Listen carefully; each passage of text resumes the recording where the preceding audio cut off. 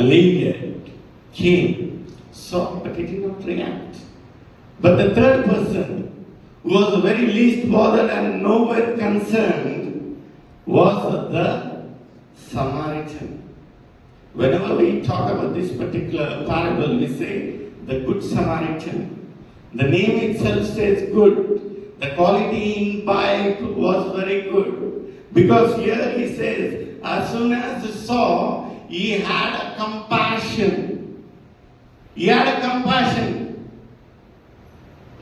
But the person in authority, the person who had to do all this stuff, they just passed away. First was the pastor, second was the Levite. But the person who is nowhere connected, or the person who has very least responsibility, proactive, and he had a compassion towards the person. He got down, nursed him, bandaged him, he gave the oil and wine, then he took him on his own animal. See the responsibility. He was a layperson. He was a layperson.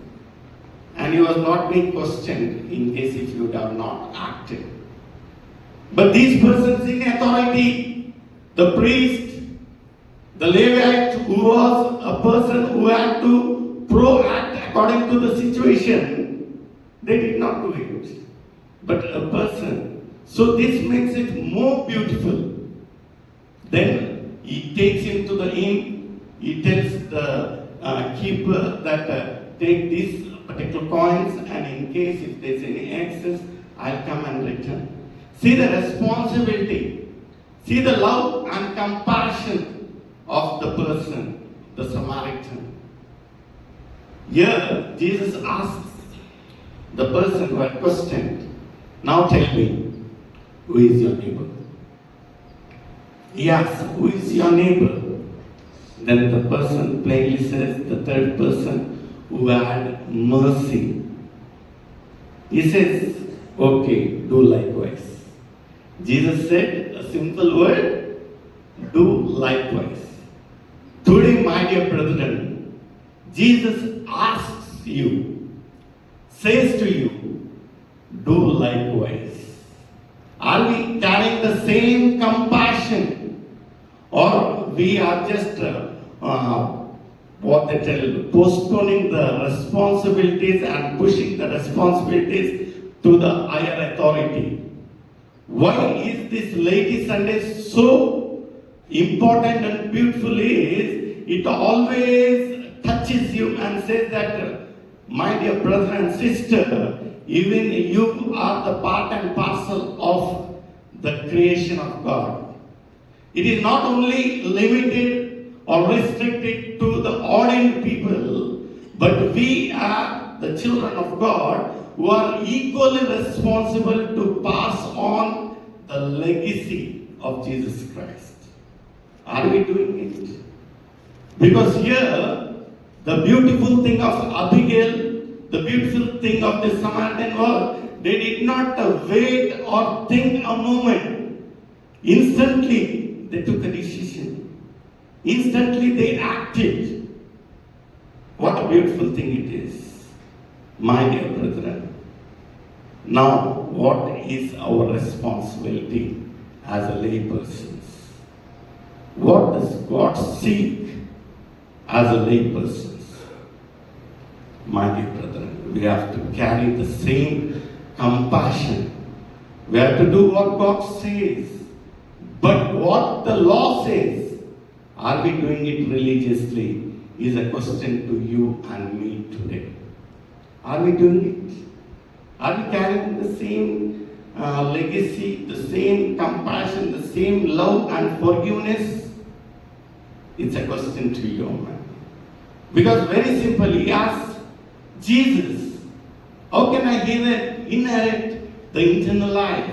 Each and everyone present here have the same questions in our minds and hearts, that how can I inherit the eternal life? This is a beautiful thing, what we have to do. Jesus says, do likewise. It's left to you. the ball is in your court, in my court.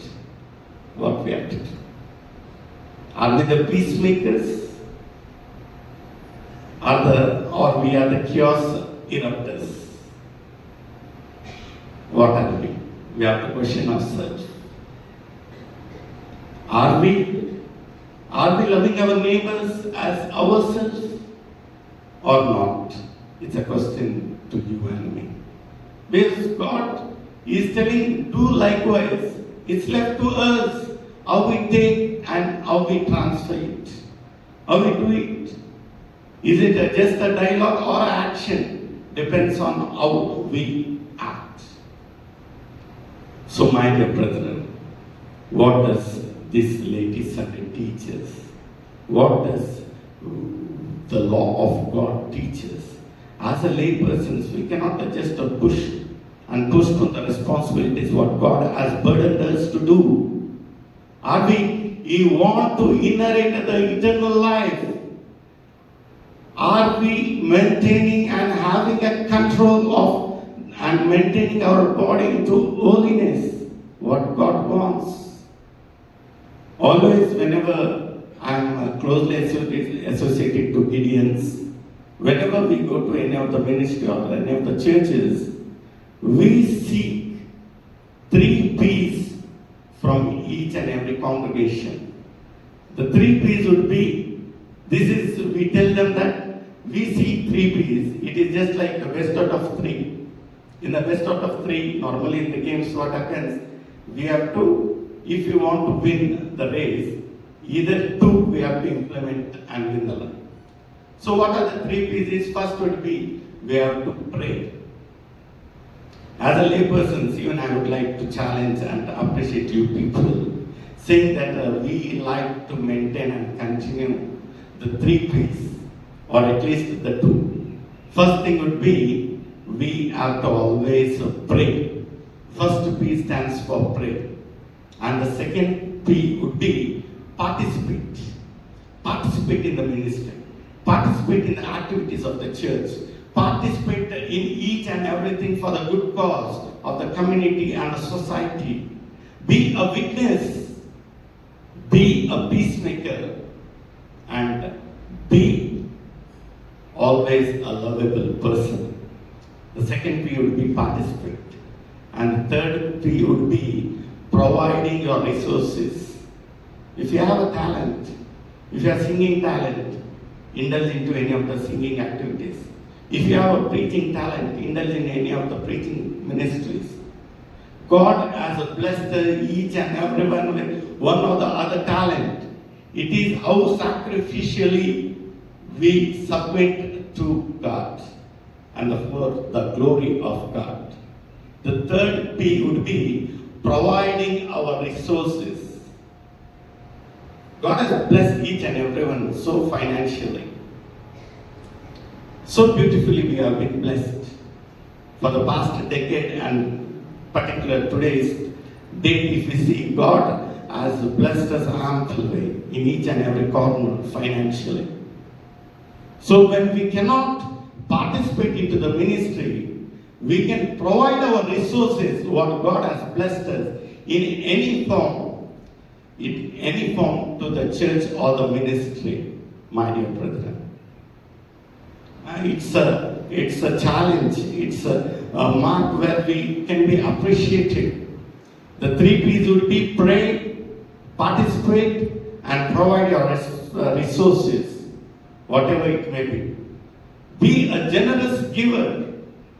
Be a generous giver for the glory of God.